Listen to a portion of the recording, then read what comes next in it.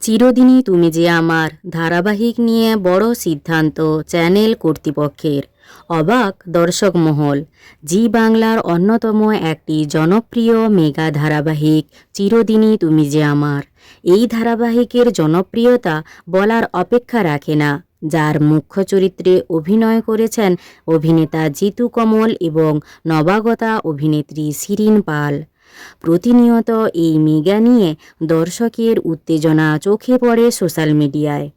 তবে আচমকাই চ্যানেলের নেওয়া সিদ্ধান্তে রীতিমতো অবাক দর্শক মহল। গতকাল টিভির পর্দায় নতুন মেগা ধারাবাহিক কমলা নিবাসের সময় ঘোষণা করা হয়েছে।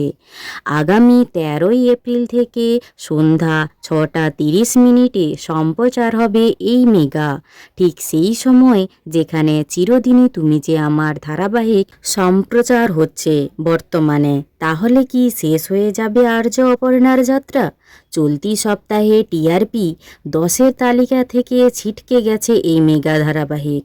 তারপরেই বড় সিদ্ধান্ত নিল চ্যানেল কর্তৃপক্ষ।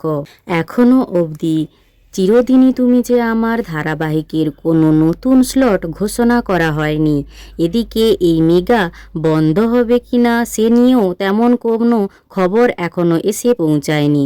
তবে সূত্রের খবর, বেশ করেছি প্রেম করেছি ধারাবাহিক বন্ধ হতে পারে, যদিও সেই বিষয়েও চ্যানেল কর্তৃপক্ষ এখনও কিছু জানায়নি।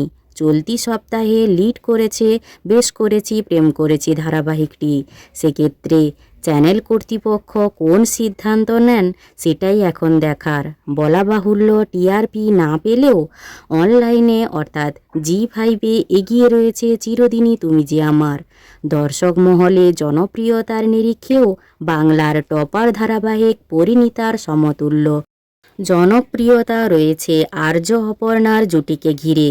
তবে ধারাবাহিক চলাতে গেলে টিআরপি প্রয়োজন, তাই হয়তো চিরদিনই তুমি যে আমার ধারাবাহিকের সময় পরিবর্তন হলেও হতে পারে। সম্ভবত এই মেগাকে আরও কিছুটা সময় দিতে পারে চ্যানেল কর্তৃপক্ষ।